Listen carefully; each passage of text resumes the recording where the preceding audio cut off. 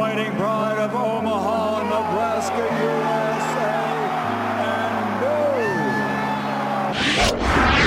and Terence Crawford defeats Saul Canelo Alvarez to become the new undisputed super middleweight champion of the world in front of a 70,000 plus crowd in the Allegiant Stadium, Las Vegas. A lot to unpack here, Ringsiders, and before we go into it, welcome back to Ringside Story if you're new, where we break down the biggest moments and the real stories behind the ropes. Let's get into it. I told you.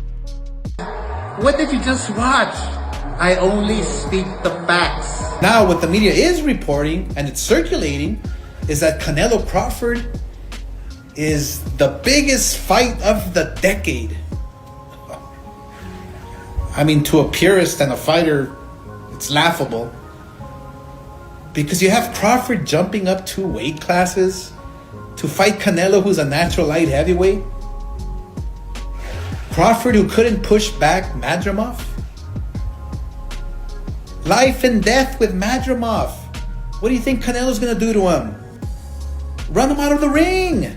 Sure, the judges' scorecards may give the impression Canelo versus Terence Crawford was close. Looking at the actual fight, not so much the case. Starting from round 3 onwards, Terence Crawford operated in flow state, controlling the pace of the fight, staying out of harm's way, skillfully managing distance, whilst outlanding Canelo in bunches. I personally had it 9-3. One could even make an honest case for Bud winning this fight 10 rounds to 2. Terence Bud Crawford makes history. I mean, that's the only way I can really start out this video.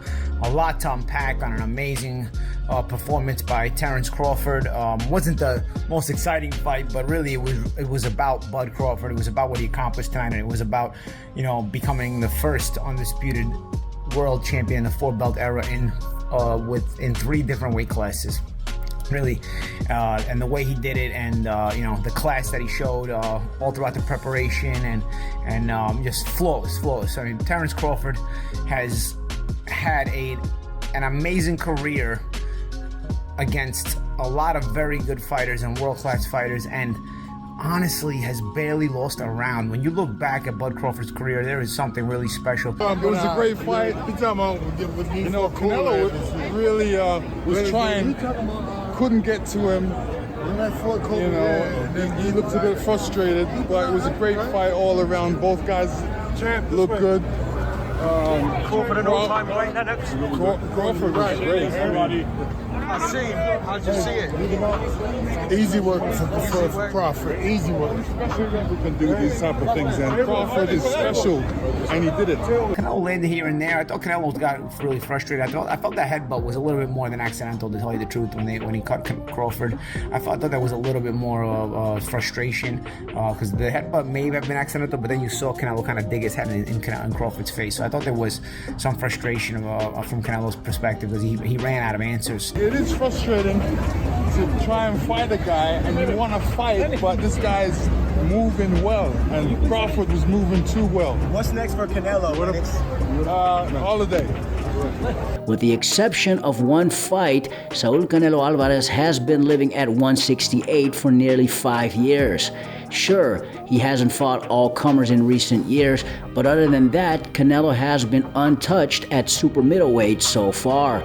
In this fight, the 35-year-old Mexican was assumed to be bigger and stronger than 2-weight undefeated and undisputed world champion, yet older Terence Crawford, but even that advantage got neutralized. After the fight, Terence Crawford broke character to break down in tears, something we haven't really seen in Bud's career so far, and rightfully so. Terence Crawford beating Canelo at 168 is a historical feat.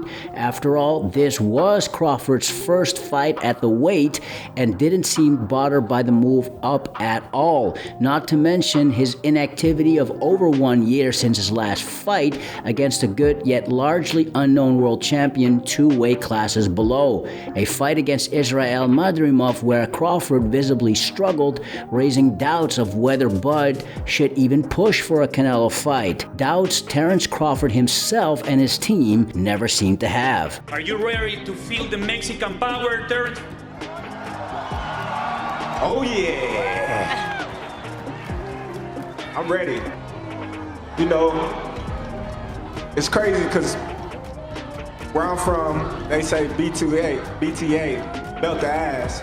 But I tell them I'm the buckle. It hurt more. A lot of people for years always ran with this narrative that I fight nobodies, I can't sell, I don't have a personality, I'm this, I'm that, all these negative things. And look at all this, to see me fight Canelo. What can they say now? Rarely do we see a fighter move up and defeat a reigning world champion. Canelo failed to do so himself against then undefeated Dimitri Bivol in 2022, and more recently, same could be said for Jermell Charlo, the former Undisputed champion at 154 when he fought Canelo in 2023. Terence Crawford defied the odds, debuting at 168 pounds, looking great against a naturally bigger, stronger man, at least that's the narrative, while also being older than Canelo. Historically speaking, this win for Terence Crawford solidifies him as an all-time great. In his 17-year pro career, Terence Crawford remains undefeated as a pro, and in my opinion already has been an all-time great level fighter prior to this Canelo fight. He's become the first undisputed world champion in 3 separate weight classes in the modern era, and he did it with style. I'll say this, Terence Crawford's win over Saul Canelo Alvarez is a much more impressive win than Floyd Mayweather's win over Canelo. The Mexican fought Money May at a 152-pound catch weight back in 2013, which was proposed by Team Canelo, yes, but a catch weight nonetheless, which of course took some out of Canelo's performance on the night.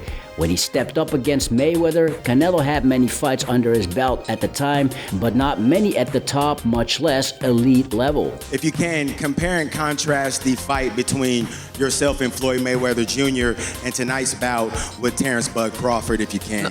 No, I think Crawford is way better than Floyd Mayweather. Not only did Crawford fight Canelo at his natural weight, Bud traveled up 2 weight divisions himself and allowed Canelo to rehydrate, basically keeping all of the physical disadvantages, and still outclassed him. Stamina was great, movement was on point, as well as his defense caught Canelo with some beautiful counter punches and got the best of Canelo in the exchanges, even in the pocket. And this wasn't a green, unexperienced Canelo. This was Saul Canelo Alvarez with all of the accolades and experience in his natural weight class.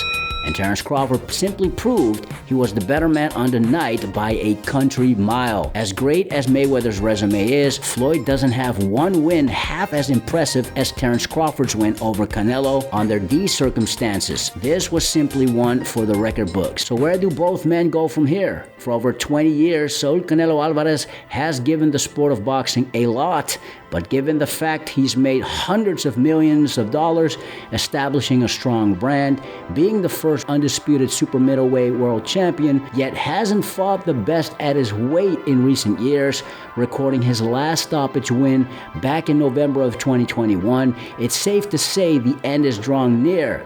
His loss against Terence Crawford may be a bad way to go out of the sport, but what else is there for Canelo? Is Bud Crawford someone that you want to fight again?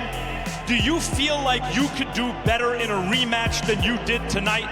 Like I say to him, I feel great to share the ring with great fighters like him. And if we do it again, it's gonna be great. But you know what? I'm glad to share the ring with great fighters, and I'm glad to be here.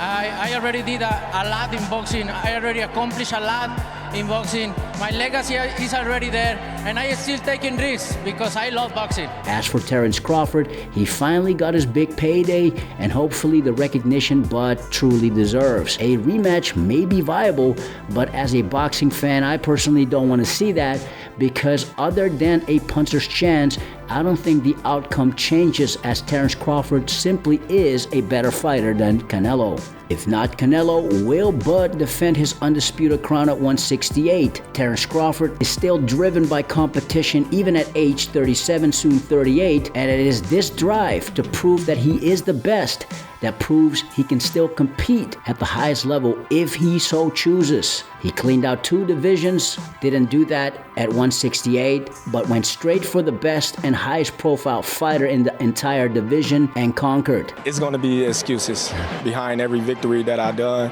You know, that's what happened when you're great and when you so much ahead of the competition that they don't respect you. They think that you fighting nobodies. They think that the people that you fighting, you know, is not worthy enough. You exchanged with him and you won those exchanges and you swept the championship rounds to pull the fight out on the scorecards. For sure. You got to win the championship rounds, you know, especially being that he was the champion. I knew going into the championship rounds that I was had to close out the show. You've seen enough guys that the game is taken from. It's a hard game to get through. Can you get a better ending than tonight? I mean, really? Not at all. Not at all. This is the top of the top, you know. Canelo is, you know, an all-time great. Like I said before, he's the last one. He was the A-side of the age. There's no more Canelos, you know. There's no more. Let us know your thoughts about Canelo versus Crawford, your thoughts about Terence Crawford's legacy, and where both Canelo and Crawford go from here in the comment section below. Don't forget to like, subscribe, and hit that notification bell for more Ringside Stories content. It does help with the algorithm and inspire us to make more quality content for y'all. Till next time, Ringsiders, keep your guard up and have a legendary day.